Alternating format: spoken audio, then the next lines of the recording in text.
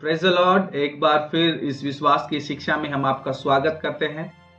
आइए आज के इस सेशन में जब तक हम आगे जाएं उससे पहले हम प्रार्थना करें कि प्रभु हमारी अगुवाई करे, क्योंकि बिना पवित्र आत्मा की अगुवाई के हम परमेश्वर के वचन के भेदों को नहीं समझ सकते हैं। तो आइए अपने सुरों को झुकाएं, अपनी आंखें बंद करें और प्रार्थना करें। स्वर्गीय पिता प्रभु, एक बार फिर हम आपके चरणों में आते हैं और धन्यवाद देते हैं इस सुंदर अवसर के लिए जो आपने हमें दिया है।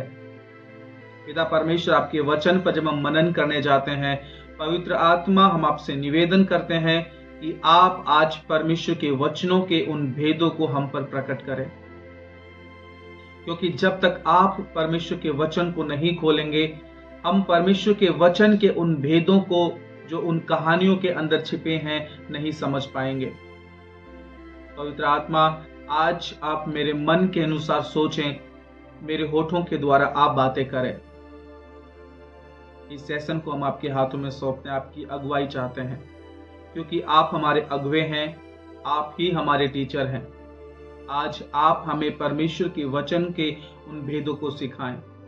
हम पूरी तरीके से आप पर निर्भर होते हैं। पवित्र आत्मा, हम धन्यवाद करते हैं कि आप ऐसा ही करने जा रहे हैं, यीशु के नाम में, आमीन। प्रियो, आज विश्वास की शिक्षा में हम आगे बढ़ेंगे और इससे पहले कि आज हम आगे जाएं, हम देखेंगे कि हमने पहले अध्याय में, पहले वीडियो में हमने जो देखा है, एक बार से जल्दी हम उसको रिकैप करेंगे ताकि आपको समझ आए और फिर हम आज के इस शिक्षा में आगे बढ़ेंगे। तो पिछले वीडियो में हमने देखा कि किस प्रकार से परमेश्वर का वचन हमें बताता है कि विश्वास एक भेद है और ये भेद परमेश्वर ने अपने उसके चेलों के ऊपर प्रकट किया है। यदि आप प्रभु यीशु मसीह के चेले हैं तो परमेश्वर ने आपके ऊपर ये योजना बनाया है कि वो आपको, आपके ऊपर उन भेदों को प्रकट करे। क्योंकि हमने देखा था उस दृष्टांत को, जब बीज बोने वाले के दृष्टांत को चेले नहीं समझ पाए थे और चेले जब प्रभु के पास आकर प्रभु से बातें कर रहे थे कि प्रभु इसका मतलब क्या है, तब प्रभु ने उनसे एक बात कही कि बाहर वालों के लिए तो सब बातें उदाहरणों में, यानी कि दृष्टांतों में या कहानियों में है, पर तुम्हें तो परमेश्वर के राज्य के भेद की समझ दी गई है। प्रियो, मैं विश्वास कर रहा हूं कि इन दिनों में, इस साल 2025 में परमेश्वर उन भेदों को हम पर प्रकट करे। और हमने देखा था किस प्रकार से प्रेरित पौलुस तीमुथियुस को कहता और उसको बोलता है कि विश्वास के इस भेद को शुद्ध विवेक के साथ थामे रहे। और फिर हमने देखा था कि विश्वास क्या नहीं है, जिससे कि हमें एक अच्छी समझ प्राप्त हो सके कि विश्वास क्या है। हमने देखा कि हमारे खाली दिमाग से सहमत हो जाना विश्वास नहीं है, या खाली मान लेना जो परमेश्वर का वचन कहता है वो विश्वास नहीं है। और आप जानते हैं, बहुत सारे लोग जो ये मान लेना है, इसी को ही विश्वास समझ लेते हैं और इसीलिए वो इसके दूसरे हिस्से पर ध्यान नहीं देते और इसीलिए वो लोग अपनी बीमारियों में, कर्जों में मर जाते हैं। वो उन चीजों को नहीं प्राप्त कर पाते जो परमेश्वर ने हमारे लिए या उनके लिए रखा है। उसके बाद हमने एक उदाहरण देखा था कि किस प्रकार से वो व्यक्ति जो चर्च में आता और कुछ कहने वाला होता है और वो बहुत भूखा होता है, जब डॉक्टर वहां आते हैं, उसको चेकअप करते और बताते हैं कि ये काफी लंबे समय से भूखा है और इसे खाना नहीं मिला तो ये जल्दी मर जाएगा। जब उसके लिए खाना लेके आया गया और उसके आगे जब वो खाना रखा गया था और जब उसे पूछा गया, क्या आप मानते हैं कि यदि आप इस खाने को खाएंगे तो आप निश्चय नहीं मरेंगे? आपको याद होगा उस कहानी में हम बात कर रहे थे कि वो व्यक्ति ये मानता तो था, यदि मैं इस खाने को खाऊंगा तो निश्चय नहीं मरूंगा। पर हम देखते हैं कि वो कुछ देर के बाद गिरता और मर जाता है। और हमने सीखा था कि वो क्यों मरा, क्योंकि जो वो मानता था उसके अकॉर्डिंग उसने एक्ट नहीं किया, उसको कार्य नहीं किया। तो अब हम शुरू करते हैं आज के इस सेशन को कि विश्वास की वो बेसिक परिभाषा क्या है। विश्वास की वो बेसिक परिभाषा है जो आप मानते हैं उसके अनुसार कार्य करना। यानी कि जो भी आप परमेश्वर के वचन पर मानते हैं, जो प्रभु का वचन कहता है कि उसके कोड़े खाने से हम चंगे हैं, आप जब इस बात को मानते हैं तो इसके ऊपर एक्ट करना, यह विश्वास की परिभाषा है। आइए हम देखें कि विश्वास के लिए कौन से इब्री शब्द का इस्तेमाल किया गया है। विश्वास के लिए एमुना, इब्री में एमुना शब्द का इस्तेमाल किया गया है, जो इब्री के रूट वर्ड एमून से आता है, जिसका मतलब है ठोस कार्रवाई करना या पूरी तरीके से आश्वस्त हो जाना कि यही सत्य है। मैं फिर से कहूंगा, इब्री में जो विश्वास के लिए शब्द का इस्तेमाल किया गया है वो शब्द है एमुना, जिसका मतलब है ठोस कार्रवाई करना या पूरी तरीके से आश्वस्त हो जाना कि यही सत्य है। यानी कि बाइबल का जो विश्वास है, बाइबल का विश्वास है कि पूरी तरीके से आश्वस्त हो जाना कि प्रभु क्या कहते हैं अपने वचन के अंदर। यदि प्रभु अपने वचन में कह रहे हैं कि उसने हमें सब प्रकार की आत्मिक आशीषों से आशीषित किया है, तो इस वचन के साथ सहमत हो जाना, चाहे हमारी परिस्थिति कुछ भी कहती हो। आप समझ पा रहे हैं? तो बाइबल का विश्वास पूरी तरीके से आश्वस्त होने के बारे में है, उसके बारे में जो परमेश्वर ने कहा है। मैं विश्वास करता हूं कि आप इस बात को समझ पा रहे हैं।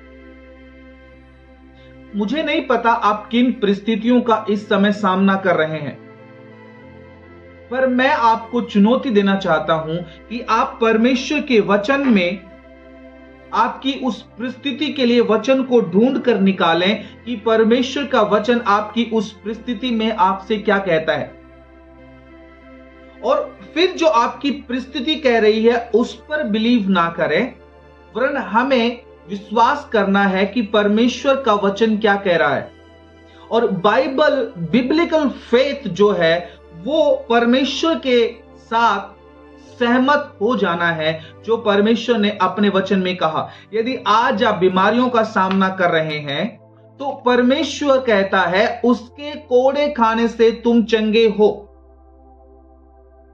अब हमें इस बात के साथ सहमत हो जाना है। जब हम इस बात के साथ सहमत हो जाएंगे तो हम क्या कर रहे हैं? हम विश्वास कर रहे हैं, फिर उन चीजों को हम प्राप्त कर पाएंगे जो परमेश्वर हमें देना चाहता है, यानी कि जो चंगाई परमेश्वर हमें देना चाहता है। जब हम परमेश्वर के वचन के ऊपर खड़े हो गए तो विश्वास के द्वारा हम उस चंगाई को या उन आशीषों को अपने जीवन में खींच सकते हैं। आप जानते हैं विश्वास क्या है? विश्वास देखी हुई दुनिया और अनदेखी दुनिया के बीच में पुल का काम करता है। यानी कि परमेश्वर का वचन जब हम पढ़ते हैं, परमेश्वर का वचन इस प्रकार से, इब्रानियों की किताब उसका 11 अध्याय उसका 3 वचन इस प्रकार से कहता है, विश्वास ही से हम ये समझते हैं। अब ध्यान देना, वचन क्या कह रहा है? विश्वास ही से हम ये समझते हैं कि सारी सृष्टि की रचना परमेश्वर के वचन के द्वारा हुई, इसीलिए जो चीजें दिखती हैं वह देखी हुई चीजों से नहीं बनाई गई। मतलब वो अनदेखी चीजों से बनाई गई। सो विश्वास क्या करता है? जो अनदेखी दुनिया में जो चीजें हैं उसको खींचकर भौतिक दुनिया में ले आता है। तो अनदेखी दुनिया यानी कि आत्मिक आयाम और देखी हुई दुनिया यानी कि हमारा भौतिक आयाम, इन दोनों को जोड़ने का काम करता है। जब हम विश्वास को समझ जाएंगे तो हम उन सारी चीजों को जो परमेश्वर ने हमारे लिए रखी हैं, जो आत्मिक दुनिया में है। अब इफिसियों 1:3 क्या कहता है? हमारे प्रभु यीशु मसीह के परमेश्वर और पिता का धन्यवाद हो, जिसने हमें मसीह में स्वर्गीय स्थानों में, यानी कि अनदेखी दुनिया में, सब प्रकार की आत्मिक आशीषें दे दी हैं। अब वो सारी की सारी आशीषें कहां हैं? वो आत्मिक दुनिया में है, वो आत्मिक आयाम में है। यदि आज आप बीमार हैं, आपकी चंगाई कहां है? आत्मिक आयाम में है। यदि आज आप गरीबी का सामना कर रहे हैं, तो आपकी समृद्धि कहां है? वो आत्मिक आयाम में है। आपकी आशीषें कहां है? आत्मिक आयाम में है। तो विश्वास क्या करता है? विश्वास उस पुल का काम करता है जो आत्मिक आयाम में जो चीजें हैं उनको भौतिक दुनिया में लेके आ सके। तो हमने परमेश्वर के वचन को पढ़ा कि परमेश्वर ने भी जब इस सृष्टि की रचना की तो उसने किससे की? अनदेखी दुनिया से, अनदेखी चीजों से, यानी कि अपने वचन से उसने सृष्टि की। अब समझ पा रहे हैं? तो इसीलिए हमें विश्वास की जरूरत है कि हम उन सारी चीजों को जो परमेश्वर ने हमारे लिए रखी हैं आत्मिक दुनिया में, हम उनको खींचकर भौतिक दुनिया में ले आए। तो हम देखेंगे परमेश्वर का वचन क्या कहता है कि विश्वास क्या है। एक और वचन हम पढ़ेंगे, रोमियो की किताब उसका 3 अध्याय उसका 27 वचन। यहां पर इस प्रकार से लिखा है, तो कहां रहा घमंड करना, उसकी तो जगह ही नहीं रही। कौन से सिद्धांत के द्वारा? कर्मों के द्वारा नहीं, पर विश्वास के नियम के द्वारा। यानी कि परमेश्वर का वचन कह रहा है कि विश्वास एक नियम है। यानी कि जब मैं बात कर रहा हूं नियम, तो ये व्यवस्था के बारे में बात नहीं कर रहा है, ये बात कर रहा है सिद्धांत के बारे में। अब प्रभु अपने वचन में हमें बता रहा है कि विश्वास क्या है। विश्वास एक सिद्धांत है। और अच्छे से आप समझेंगे। देखिए, परमेश्वर का राज्य सिद्धांतों पर काम करता है। जैसे हम देखते हैं कि पृथ्वी के ऊपर गुरुत्वाकर्षण का एक सिद्धांत है, गुरुत्वाकर्षण का एक नियम काम करता है। जितनी बार भी आप उसका इस्तेमाल करेंगे, फॉर एग्जाम्पल ये फोन है, और यदि मैं इस फोन को छोड़ूंगा, क्या हुआ? गुरुत्वाकर्षण ने इसे खींच लिया, क्योंकि एक सिद्धांत है, एक नियम है। और बाइबल हमें यह बता रही है कि विश्वास भी एक सिद्धांत है। अब मैं जितनी बार भी इस फोन को छोड़ूंगा, 1 बार, 2 बार, 3 बार या 100 बार, हर बार क्या होगा? ये जो गुरुत्वाकर्षण का जो सिद्धांत है वो हर बार काम करेगा। सो परमेश्वर हमें ये समझाना चाह रहे हैं अपने वचन में कि विश्वास जो है वो एक सिद्धांत है। इसका मतलब जितनी बार भी आप इस सिद्धांत का इस्तेमाल करेंगे, उतनी ही बार ये हमें सेम रिजल्ट देगा। आप समझ पा रहे? सिद्धांतों की खासियत क्या है? सिद्धांत हमें पता है कि हम जब इसको अप्लाई करेंगे तो इसका परिणाम क्या होगा। मुझे पता है इसको मैं छोड़ूंगा तो इसका परिणाम क्या होगा, मैं जानता हूं। तो प्रभु हमें बता रहे हैं कि विश्वास जो है वो एक सिद्धांत है, एक नियम है। और आप जानते हैं परमेश्वर ने बहुत सारे सिद्धांत, बहुत सारे नियम रखे हैं, और परमेश्वर का राज्य सिद्धांतों के ऊपर कार्य करता है। वैसे एक सिद्धांत है, बाइबल बताती है, जब उत्पत्ति की किताब में हम पढ़ते हैं, बोना और काटना एक सिद्धांत है। जो कुछ हम बोते हैं वो हम काटेंगे। और परमेश्वर का वचन कहता है जब तक ये पृथ्वी रहेगी, बोना और काटना ये सिद्धांत कार्य करता रहेगा। सो मैं आपको बताना चाहता हूं सिद्धांतों की खासियत क्या है। सबसे पहली चीज मैंने बताया कि सिद्धांत जब आप इस्तेमाल करते हैं तो उसका परिणाम क्या होगा, ये आपको ऑलरेडी पता होता है। तो जितनी बार मैंने आपको बताया मैं इस फोन को छोड़ूंगा, मुझे पता है गुरुत्वाकर्षण का जो सिद्धांत है वो इसको खींचेगा। सेम वे, उसी प्रकार से विश्वास का सिद्धांत है, जितनी भी बार आप इसका इस्तेमाल करेंगे उतनी ही बार आपको सेम रिजल्ट मिलेंगे। चाहे वो आपकी चंगाई के विषय में हो, चाहे वो आशीष पाने के विषय में हो, चाहे वो समृद्ध होने के विषय में हो, चाहे वो उद्धार पाने के विषय में हो। यानी कि जितनी बार आप विश्वास को इस्तेमाल करेंगे उतनी ही बार हमें विश्वास का वो परिणाम मिलेगा, सेम रिजल्ट मिलेगा। दूसरा, जब हम नियमों को देखते हैं, सिद्धांतों को देखते हैं, तो सिद्धांत किसी के व्यक्तिगत नहीं होते हैं। यदि मैं इस फोन को छोड़ूंगा तो इस गुरुत्वाकर्षण का सिद्धांत काम करेगा। यदि आप भी किसी वस्तु को छोड़ेंगे तो गुरुत्वाकर्षण का नियम वहां भी काम करेगा। आप मेरी बात को समझ पा रहे हैं क्या? गुरुत्वाकर्षण का सिद्धांत हमेशा सेम परिणामों को लेकर के आएगा। आमीन। तो सिद्धांत मैंने बताया, दूसरा नंबर, सिद्धांत किसी के व्यक्तिगत नहीं होते हैं। और तीसरा, सिद्धांत किसी की तरफदारी नहीं करते हैं।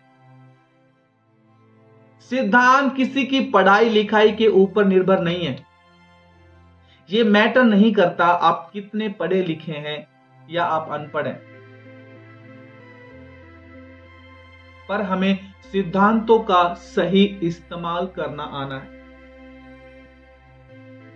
प्रियो, परमेश्वर के राज्य में यह मैटर नहीं करता है कि आप अनपढ़ हैं या आपने पीएचडी प्राप्त की है, पर निर्भर यह करता है कि जो सिद्धांत परमेश्वर ने रखा है, क्या आपको वो सिद्धांत यूज करना या इस्तेमाल करना आता है। मैं आपको सिंपल वे में बता दूं कि परमेश्वर के कोई भी पसंदीदा लोग नहीं है। आप कुछों के जीवन में देखेंगे कि वो किस तरीके से विश्वास का इस्तेमाल करके परमेश्वर के राज्य में बढ़ते चले जा रहे हैं, विश्वास का इस्तेमाल करके अलौकिक स्वास्थ्य में बने जा रहे हैं। आप देखेंगे कितने लोग विश्वास का इस्तेमाल करके उन सारी आशीषों को पाते जा रहे हैं जो परमेश्वर ने उनके जीवन में रखा है। और कुछों के जीवन में आप देखते हैं कि उनके जीवन में उन सब चीजों की कमी नजर आती है। तो इसका मतलब ये नहीं है कि जिनके जीवन में ये विश्वास का सिद्धांत काम कर रहा है वो परमेश्वर के पसंदीदा लोग हैं। मैं आपको बताना चाहता हूं कि परमेश्वर के कोई भी पसंदीदा लोग नहीं है।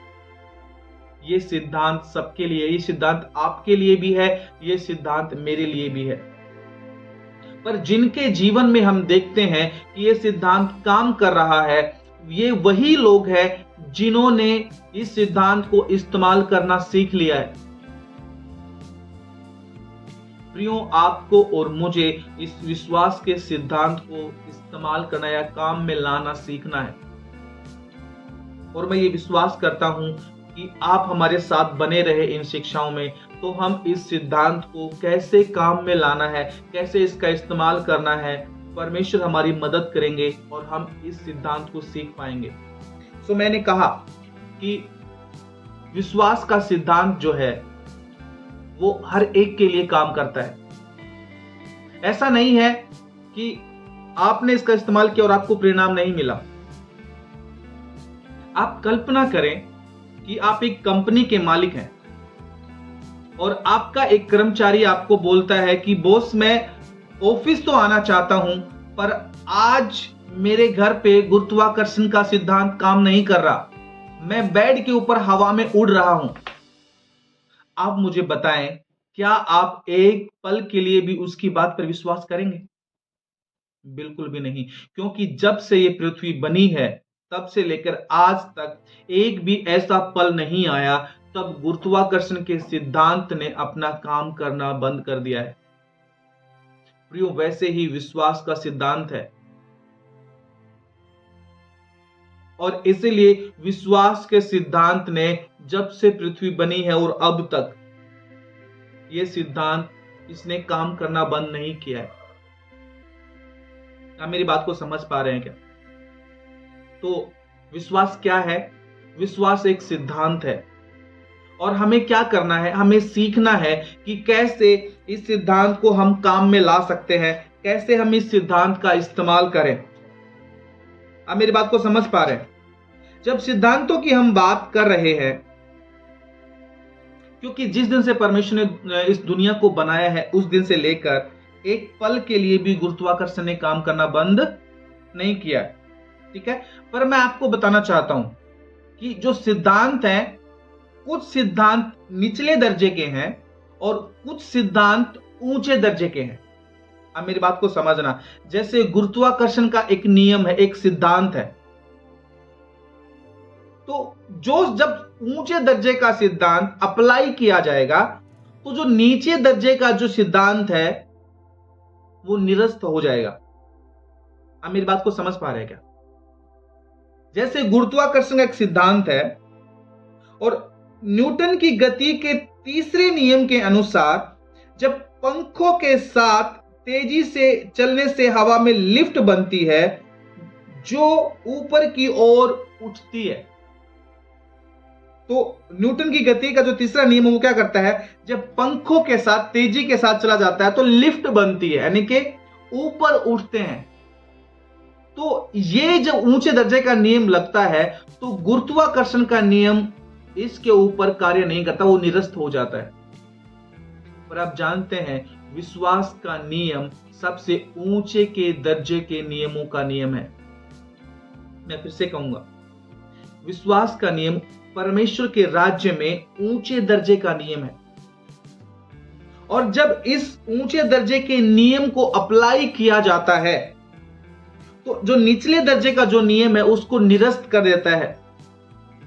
जैसे अब विश्वास एक सिद्धांत है, उसी प्रकार से पाप और मृत्यु का भी नियम है। ये निचले दर्जे के नियम है। पाप और मृत्यु का जो नियम है वो नीचे दर्जे का नियम है। और जब ऊंचे दर्जे का नियम यानी कि विश्वास का नियम इस पर लागू किया जाता है तो मृत्यु और पाप का जो नियम है वो निरस्त हो जाता है। हम एक वचन को पढ़ेंगे, रोमियो की किताब उसका 8 अध्याय उसका 2 वचन लिखा है, क्योंकि जीवन की आत्मा के नियम ने मसीह यीशु में मुझे पाप और मृत्यु के नियम से आजाद कर दिया। यानी कि जब ऊंचे दर्जे का नियम अप्लाई किया गया तो उस नियम ने क्या किया, पाप और मृत्यु जो निचले दर्जे का नियम था उसको निरस्त कर दिया। तो आप समझ पा रहे हैं, विश्वास एक सिद्धांत है, विश्वास एक नियम है और विश्वास ऊंचे दर्जे का नियम है। मैं प्रार्थना करता हूं कि आप इन बातों को समझ पाएं। विश्वास का जो सिद्धांत है वो ऊंचे के दर्जे का सिद्धांत है। और जब विश्वास के सिद्धांत को अप्लाई किया जाता है तो निचले दर्जे के जितने भी नकारात्मक नियम या सिद्धांत हैं, ये विश्वास का सिद्धांत उन सब को बेअसर कर देता है। तो इसीलिए हमें इस विश्वास के सिद्धांत को सीखना बहुत जरूरी है। और मैं आपको बताना चाहता हूं कि जब हम विश्वास के इस सिद्धांत को सीख जाएंगे तो उन सारे वायदों को जो परमेश्वर ने अपने वचन में हमें दिए हैं, हमसे किए हैं, उन सारे वायदों को हम प्राप्त कर पाएंगे।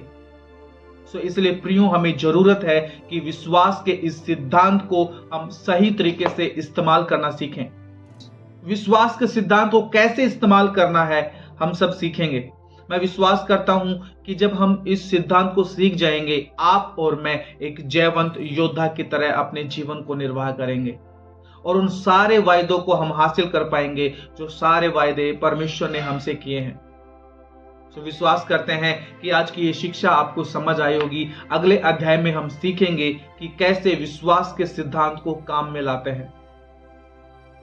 यदि आप इन शिक्षाओं से आशीषित हो रहे हैं तो आपसे निवेदन करते हैं कि जरूर इन शिक्षाओं को अपने परिवार के लोगों तक, अपने दोस्तों तक आप शेयर करें जिनके जीवन में आप बदलाव देखना चाहते हैं। हम फिर मिलेंगे अगली वीडियो में और हम सीखेंगे कि विश्वास का सिद्धांत कैसे काम करता है। तब तक के लिए परमेश्वर आप सबको आशीष दे। God bless you.